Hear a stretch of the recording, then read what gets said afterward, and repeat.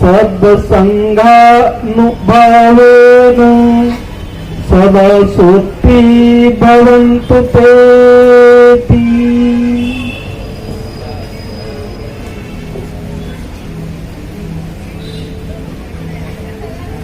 आघाडीचे शहराध्यक्ष मंगेश दादा वानखेडे हे शुभेच्छापर बोलतील अशी मी त्यांना विनंती करतो।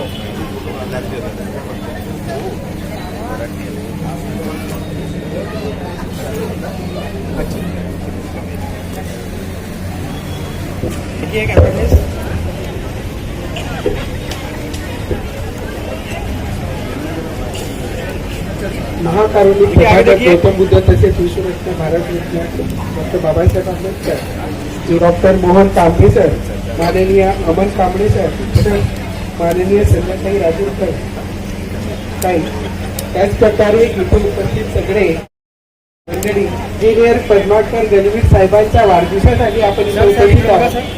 तर मी आवर्जून सांगेन की जे वंचित संगीताताई गोदनकर, त्याच प्रकारे बबन वानकर दादा आणि विजय पाटील यांना सातत्याने फोन करून आवर्जून सगळ्या बुद्धविहार कमिटी, भारतीय बौद्ध महासभेचे सगळे लोक, हे सगळे वंचित बहुजन आघाडीच्या सगळी टीम आमच्या सोबत म्हणजे अहोरात्र जर काम केलं असेल तर ते माननीय इंजिनियर पद्माकर गणवीर सर, आणि ते आज इथे त्यांचे जे प्रतिरूप आपण इथे पाहत आहे की ते जरी 70 वर्ष झाले, आज 70 वर्षाचे आहे, पण एक 32 वर्षाचा तरुण काय काम करतील त्या प्रकारे ते आज सगळ्यांना एक नवीन ऊर्जा देतात। कुठे पण कोणत्या पण प्रोग्रामला जर तिथे भारतीय बौद्ध महासभा असो किंवा वंचित बहुजन आघाडीचा कोणता प्रोग्राम असो तर ते आवर्जून सगळ्यांना फोन करून तिथे बोलवतात की आज आपला प्रोग्राम आहे आणि आपल्या या प्रोग्रामला आपल्याला सगळ्यांना उपस्थित राहायचं आहे।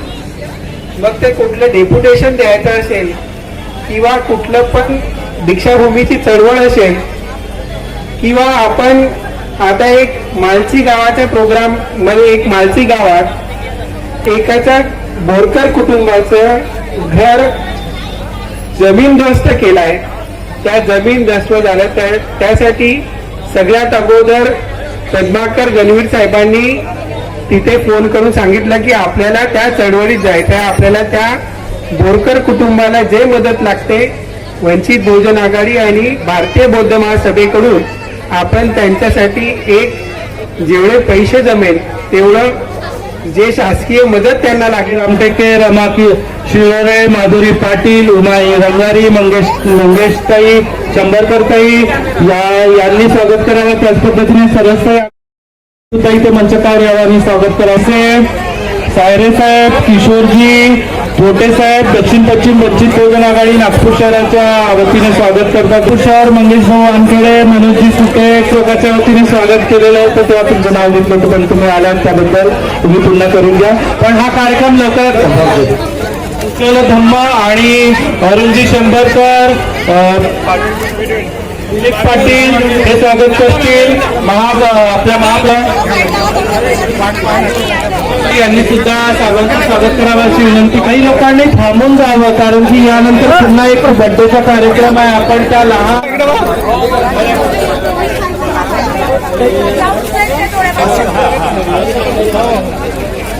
इकडे बघा ताई दादा इकडे बघा सर सर एक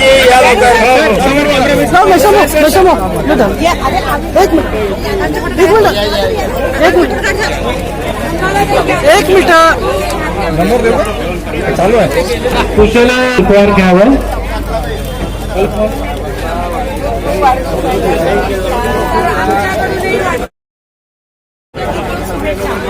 इकडे बघा सर सर कॅमेरा लक्ष द्या। इकडे बघा सर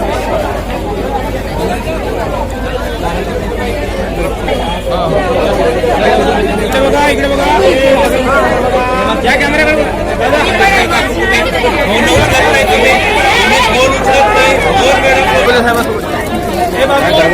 बंद थांबा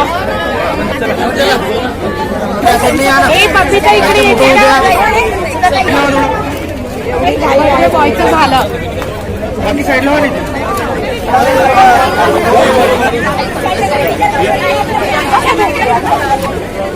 बघा इकडे कॅमेराकडे प्लीज इकडे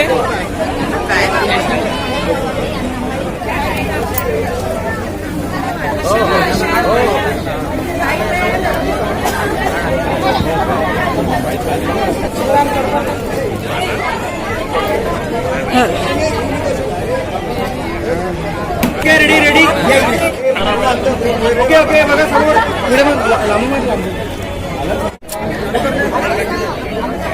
प्लीज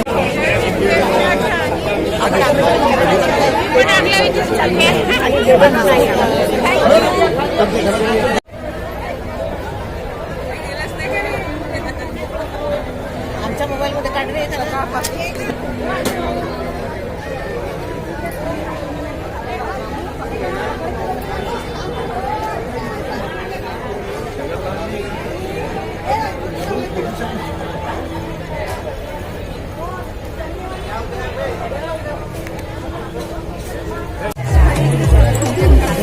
चलो यार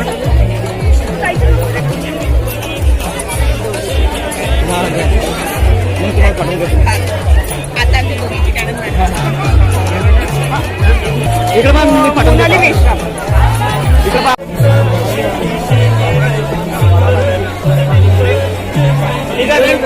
थँक्यू थँक्यू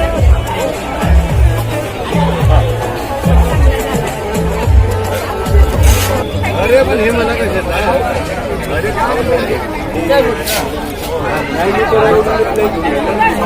चलो सर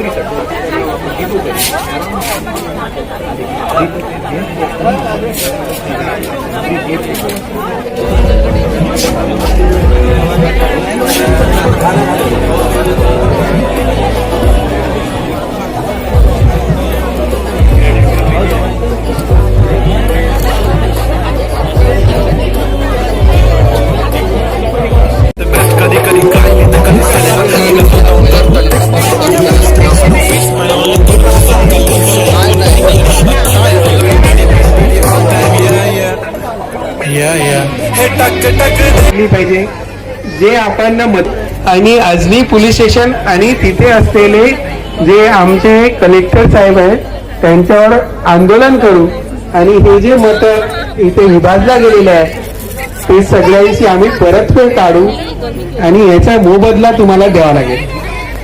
आज इथे उपस्थित असलेल्या सगळ्या लोकांना मी सांगेल की त्यांच्याकडून आपल्याला जे चळवळीची दिशा आंबेडकरी चळवळीचं जे त्यांचं आज भारतीय बौद्ध महासभेमध्ये राष्ट्रीय संघटक आहे तर खरंच एकत्र करण्याचा प्रयोग त्यांनी आज पण ते सकाळी बोलले की हा इथे आलेले सगळे लोकांना एकत्र करणं एकामेकाशी भेटघेट होणं हे एक महत्वाचं आहे. त्यानंतर उद्या आपल्याला आणखी एक कार्यक्रम आहे म्हणे की इथे असलेले आवर्जून मी तुम्हाला सांगेल एक विशेष प्रोग्राम उद्या रवी भवन इथे त्या हॉलमध्ये ठेवलेला आहे आणि तिथे जे वकील लोक आहेत त्यांची एक संघटना आपण भारतीय बौद्ध महासभेच्या मार्फत उद्या तिथे उभी करणार आहोत. मी माझे 2 शब्द इथे संपवतो आणि त्यांना आपली पुढची वाटचालसाठी मी माझ्या वंचित बहुजन आघाडी आणि नागपूर शहराच्या सगळ्या टीम कडून यांना दीर्घ आयुष्य लागो, त्यांना निरोगी राहो आणि येणाऱ्या वर्षी ते आपलं सहकुटुंब सगळं हर्षित राहो अशी शुभेच्छा देतो आणि माझे 2 शब्द सांगतो. थँक्यू भाऊ. ऍक्च्युअल महत्वाचा उल्लेख केला आहे, मला बोलायचं होतं पण वेळेचं बंधन असल्यामुळे मी बोलू शकलेलो नाही. तुम्ही ते बोललेत त्याबद्दल थँक्यू तुमच्या वेळामध्ये. यानंतर आजच्या या आदरणीय प्रेरणास्त्रोत ते थकत नाही. रात्री 1-1 वाजेपर्यंत आम्ही काम करतो. सकाळी 5 वाजतापासून फोन करायचे. जयाताई सुद्धा बसलेल्या आहे, रमाताई बसलेल्या आहे, सुजाताताई बसलेल्या आहेत. हे इथून बोलवायचे ते खापरकड्यावर 5 वाजता उठणे, आंघोळी करणे, नाश्ता राहिला जाग्यावर पण भेटी गाठी घेणे ते आम्हाला भेटलेच पाहिजे आणि आम्ही 3ही उमेदवार त्यांना भेटलोच पाहिजे. विजय भाऊला जाऊन ते 2 मिनिट भेट दिलीच पाहिजे असं त्यांचं काम होतं. भेट तरी चळवळीमध्ये काम करतोय आणि जी कमिटमेंट केलेली आहे की चळवळीमध्ये काम करत असताना कुठल्याही परिस्थितीला घाबरवायचं गोष्टीमध्ये या प्रत्येक क्षणामध्ये ते आमच्यासोबत उभे राहतात आणि त्यानंतर या सत्काराला ते उत्तर देतील अशी मी त्यांना विनंती करतो. धन्यवाद.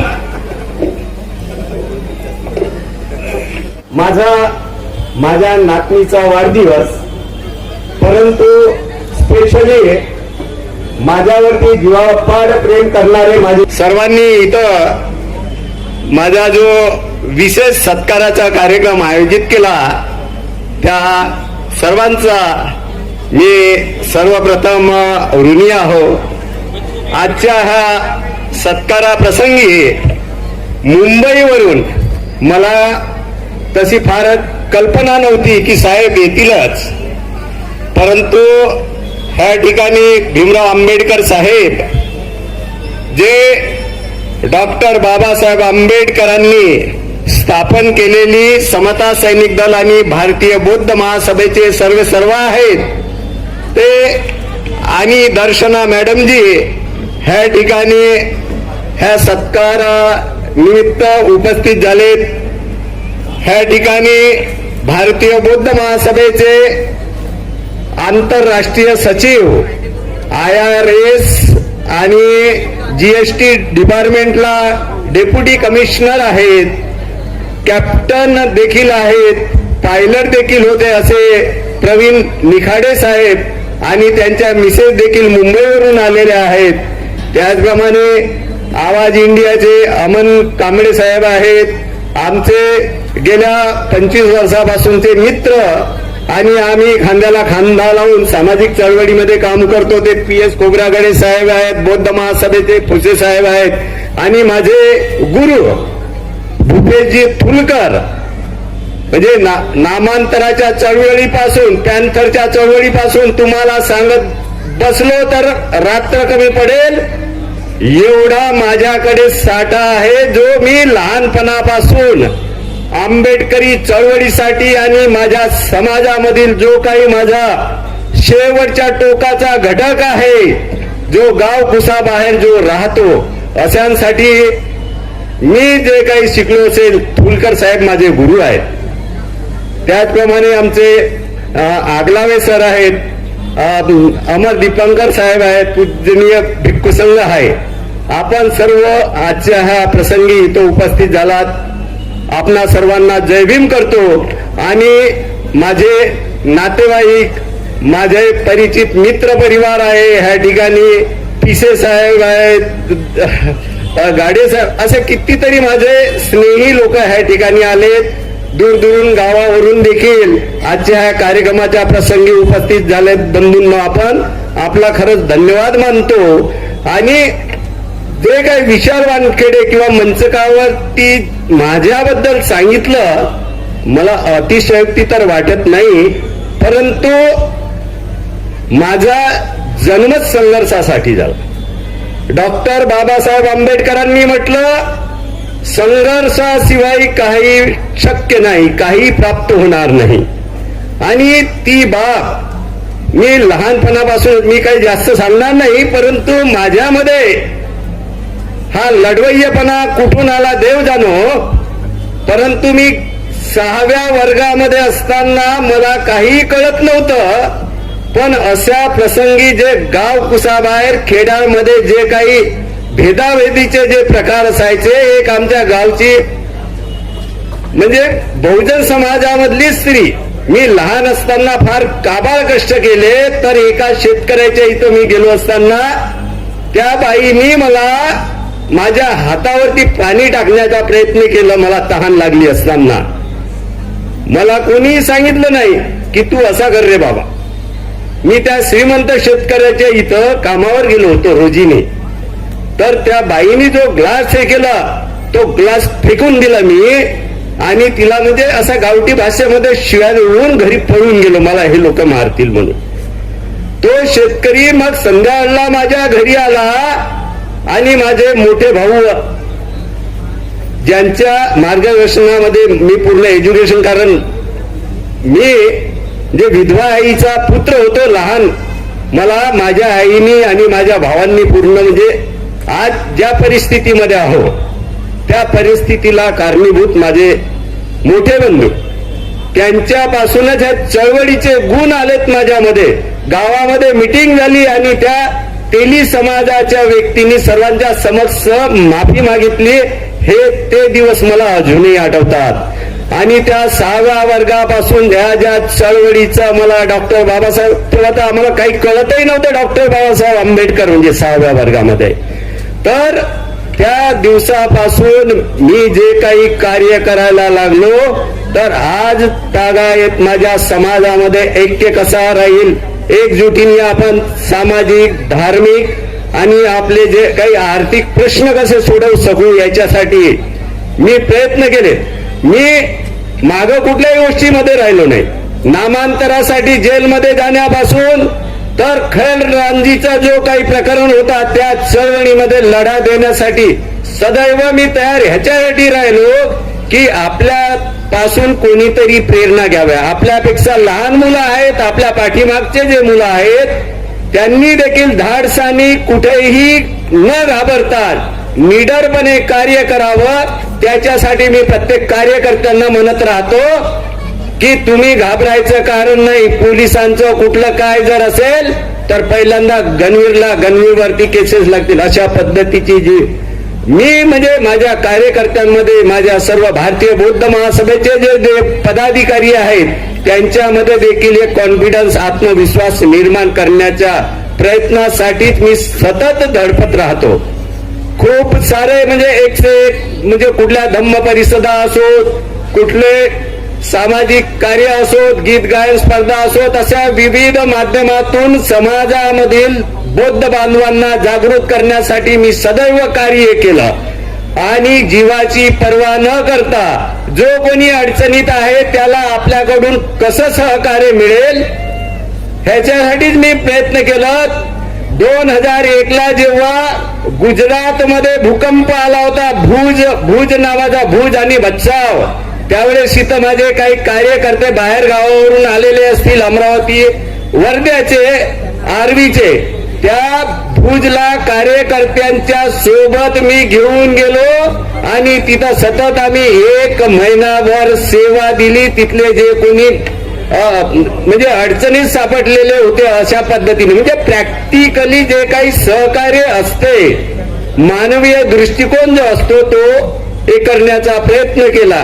किस्से जीवनामध्ये कित्येक आहेत, परंतु आजच्या ही जी काही परिस्थिती, आज जे काही वेळ झाला, खूप सारे वक्ते बोलले आणि अजूनही एक म्हणजे प्रोग्राम आहे माझ्या नातनीचा वाढदिवस, त्याच्यामुळे आपल्याबरोबर खूप सारं हितगुज करायचं होतं, परंतु ते आता शक्य नाही. परंतु चळवळीमध्ये आपण बंधूंनो संघर्ष करत राहावं, परंतु आपल्या समाजामध्ये फूट निर्माण होईल, हेवे दावे निर्माण होतील, आपसामध्ये भेदभाव निर्माण होतील. अशा पद्धतीने आपण संघर्ष करू नये, संघर्ष सामंजस्यामधून करत राहावं, समाजाची एकजूट राहावी. अशा पद्धतीने आपण सर्वांनी आजच्या माझ्या सत्काराप्रसंगी एक लक्षात ठेवावं एवढं बोलतो आणि जास्त वेळ नसल्यामुळे इथंच थांबतो. तुम्हा सर्वांचं पुनश्च मी माझ्या वतीने धन्यवाद मानतो आणि इथंच थांबतो. जय भीम, नमो बुद्धाय. ते तनमन धनानी आमच्या सोबत होते. त्याच पद्धतीने एक गोष्ट महत्वाची की मागे कुठेच राहत नाही. त्यातली एक महत्वाची गोष्ट म्हणजे की कुठे, ज्या पद्धतीने मी थोड्या वेळपूर्वी सुद्धा म्हटलेले की कुठल्याही गोष्टीची म्हणजे तमा न बाळगता आणि कुठल्याही गोष्टीला न घाबरता आम्हाला जसे पुढे जायला सांगतात, परंतु चळवळीमध्ये, समाजामध्ये जर आमच्याकडून कुठल्या चुका झाल्या, वाईट वेळ पडली तर वाईट शब्द पण मागे पडत नाहीत. इतक्या हक्काने ते सांगतात की बापू हे नाही करायला पाहिजे, हे असं नाही बोलायला पाहिजे आणि वेळ पडली तर प्रशासनाच्या विरोधात आपण पेटून उठलं पाहिजे हे सांगणारे, मागे न पुढे न बघता, कुठेही कमी न पडता हे सांगणारे गणवीर साहेब आहेत. यांचा आजचा सत्कार होता. आदरणीय आमच्या सर्व आपल्या आंबेडकरी समाजाचे बौद्ध धम्माच्या चळवळीमध्ये परमपूज्य डॉक्टर बाबासाहेब आंबेडकरांचा जो धम्मचक्र आहे तो प्रवाहित करत आहेत, जे या चक्राला सतत गती मिळवून देतात. अनेक मान्यवर भीमराव साहेब आंबेडकरांबद्दल सुद्धा बोलले, ते असे आमचे श्रद्धास्थान बोलावं भीमरावजी आंबेडकर साहेब. म्हणून तर म्हटलं त्याला तुम्ही वापस दिला मला. जाऊ देतील का आपल्याला वरती? आवाज देतो.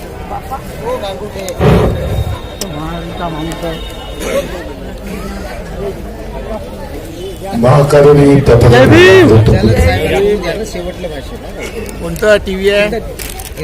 विश्वरत्न बोधिसत्व संविधानकार डॉक्टर बाबासाहेब आंबेडकर यांच्या प्रतिमेला आवाज टीव्ही भारत. बघितलं. सर्वप्रथम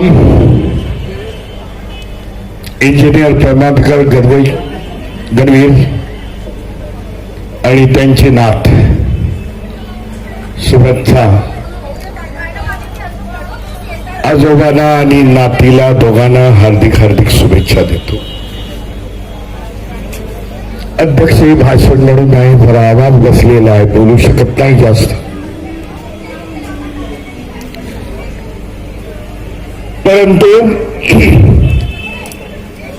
हे मी पावती समजतो. आज ह्या नागपूर शहरामध्ये एवढ्या मोठ्या संख्येने आज आपण उपस्थित राहिलेला, भारतीय बौद्ध महासभा असेल, रिपब्लिकन पार्टी असेल, अनेक संघटनेचे पदाधिकारी आज इथे आलेले आहेत. ते पद्माकर गवई यांना शुभेच्छा देण्यासाठी, पद्माकर गणवीर यांना शुभेच्छा देण्यासाठी ही समस्त पावती आहे की त्यांच्या लोकप्रियतेची, ज्या माणसाने आपलं जीवन समाजाच्या कार्यासाठी दिलेलं आहे. त्यांचा जेव्हा मी परिचय वाचत होतो तेव्हा मी कळलं की त्यांचं शिक्षण हे औरंगाबादमध्ये झालेलं आहे. आताच संभाजीनगर मिलिंद कॉलेजमध्ये, मिलिंद कॉलेज आणि नागसेन वनी हे त्या काळामध्ये चळवळीची केंद्र होती. एका बाजूला विदर्भामधले मुलं यात होती, दुसऱ्या बाजूला मराठवाड्यातली मुलं होती. ह्या मिलिंद कॉलेजमध्ये आणि त्या कॉलेजमधून जेव्हा शिकून ही मुलं पुढे गेलेली आहेत, त्या मुलांनी, त्या माणसांनी ही आंबेडकर चळवळ चालवलेली आहे. जे चळवळीचे धडे आहेत,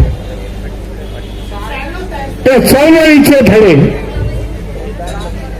या डॉक्टर बाबासाहेब आंबेडकरांनी मिलिंद कॉलेजच्या निर्मितीच्या माध्यमामधून ही सुरुवात झालेली आहे.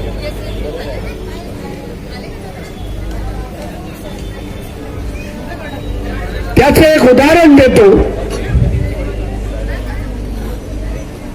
गेल्या 2 वर्षापूर्वी या संभाजीनगरमध्ये मला बोलवण्यात आले होते विद्यार्थ्यांचा सत्कार करण्यासाठी. उदाहरण हे गणवीरांच्या संबंधी आहे असं मी सांगेन. तेव्हा मी त्यांना सांगितलं विद्यार्थ्यांचा सत्कार वगैरे करण्यासाठी वेळ नाही, आपणच सत्कार करा.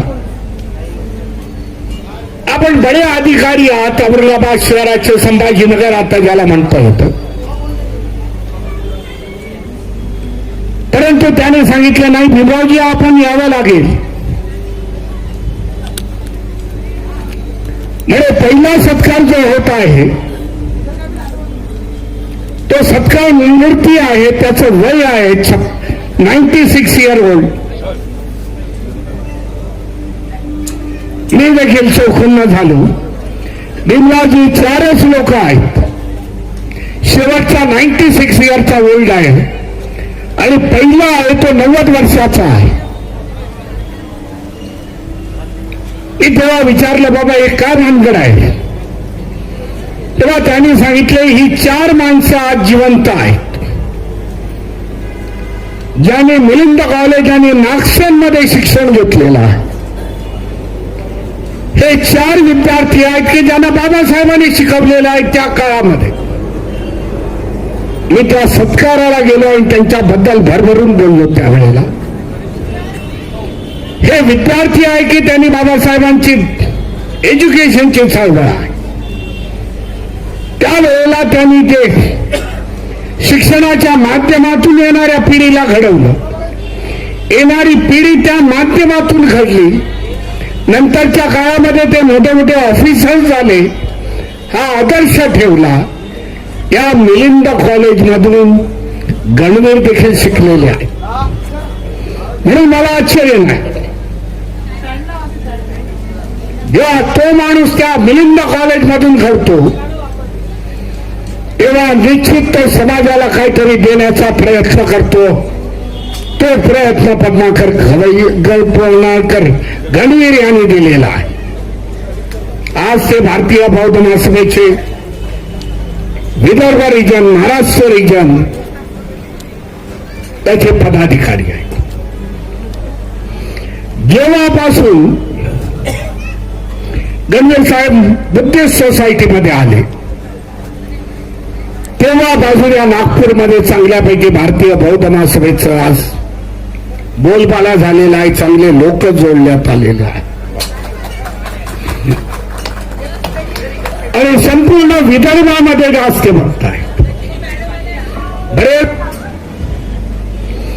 मग चंद्रपूर असेल, गडचिरोली असेल, ते पर्यंतचा प्रवास करतायत परंतु थकत नाही. जे माझ्या आधीच्या वक्त्यांनी सांगितलं त्यांचा जो उत्साह,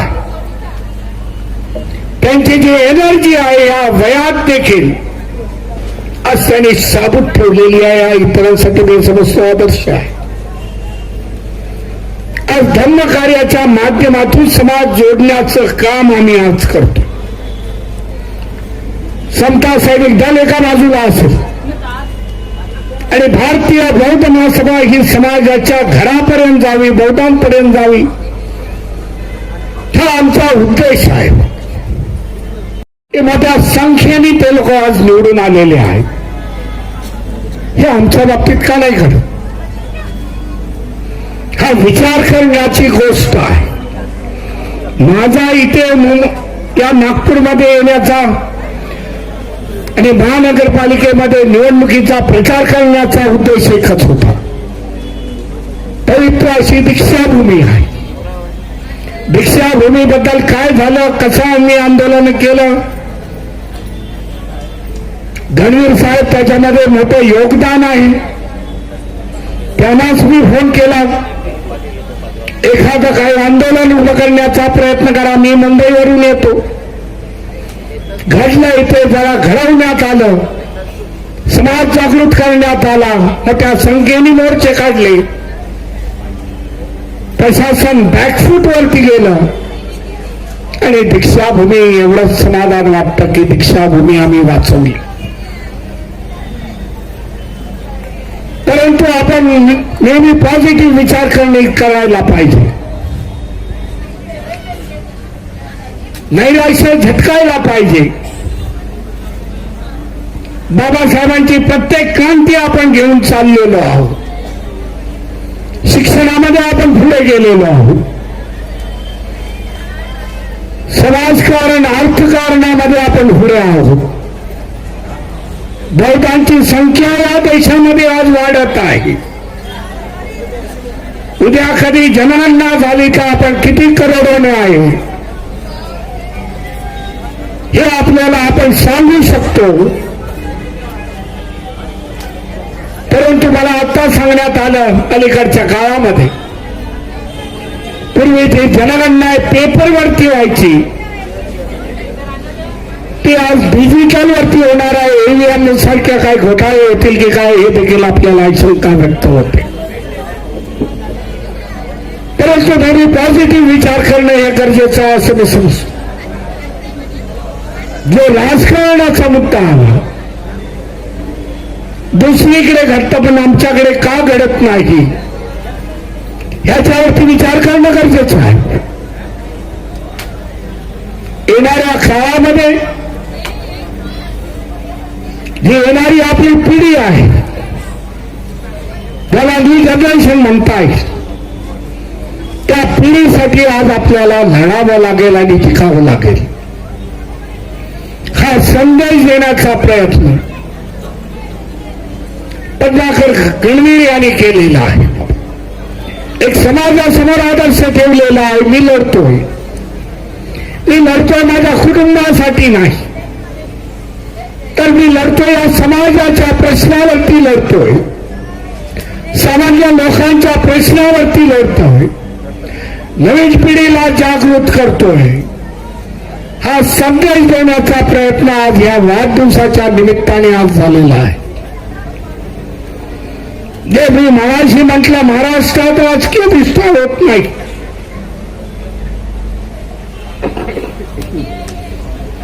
महाराष्ट्रामध्ये होत नाही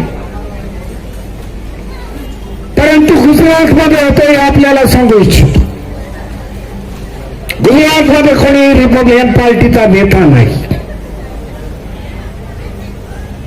म्हणजे नावाजलेला नाही आवाज गेलाय. परंतु त्या गुजरातमध्ये आज मोठ्या संख्येने सरपंच निवडून आलेले आहे. कुठलीही पार्टी नाही. मी उदाहरण देतोय तुमच्यासाठी. आपण कशा प्रकारे पुढच्या काळामध्ये जायला पाहिजे. 5 डिसेंबर 6 डिसेंबर भारतीय बौद्ध महासभा चैत्यभूमीमध्ये असते. आम्ही लोक धकलेलो असतो. परंतु 7 दिसंबर कि तुम्हारे पास कोई राजनीति की संगठन नहीं. बोले भीमराव जी बाबा साहब का खाली तस्वीर लेके हम लोग चल रहे. पॉझिटिव्ह विचार केली जर इच्छा शक्ती असली तर आपण काय करू शकतो गुजरातवाल्यांनी दाखवून दिलेला आहे. तशा प्रकारची चळवळ या महाराष्ट्रामध्ये उभी राहिली पाहिजे. महाराष्ट्रामध्ये सगळं सोडून राजकीय चळवळ उभी राहिली. जे अनेक प्रश्न आज प्रलंबित आहे. महाबोधी बुद्ध विहाराचा प्रश्न आज प्रलंबित आहे. कुठलेही राजकीय पक्ष आपली ताकद ह्या पार्लमेंटमध्ये नसल्यामुळे सरकारवरती दबाव नसल्यामुळे आपल्याला जेवढं पाहिजे तेवढं वेटेज कोण देत नाही. बिहारच्या महाबोधी बुद्ध विहारच्या आंदोलनामध्ये मी 3 वेळा गेलो. जेव्हा जेव्हा तिथे मी थांबलो तिथे पद्माकर गणवीर होते. तेव्हा मी त्यांना विचारायचो कसे आलात तुम्ही. बोले भीमरावजी लक्झरी बस करून आलो. शेवटच्या वेळेला तर त्यांनी मला सांगितलं आमची बस काय पंक्चर झाली टायर फुटले.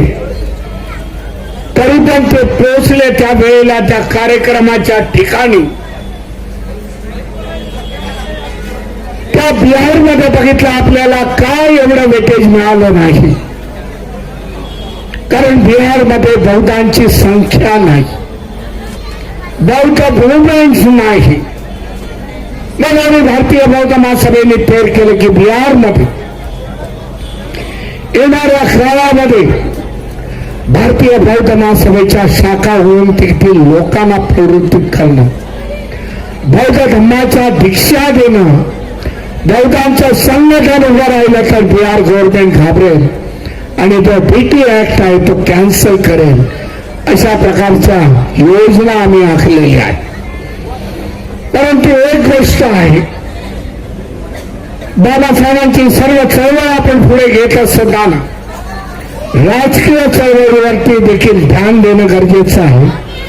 राजकीय चळवळ या महाराष्ट्रात नाही तर देशामध्ये उभी राहणं हे गरजेचं आहे. मी समजेन येणाऱ्या काळामध्ये आपली पिढी जर सुरक्षित ठेवायची असेल, आपल्या येणाऱ्या पिढीचा जर हक्क अधिकार सुरक्षित ठेवायचे असेल, पुन्हा बाबासाहेबांची क्रांती अधिक जोमाने जायची असेल, तर राजकीय ताकद देखील आपल्याला पुढे न्यावी लागेल. आपले उमेदवार जिंकून आणावे लागतील.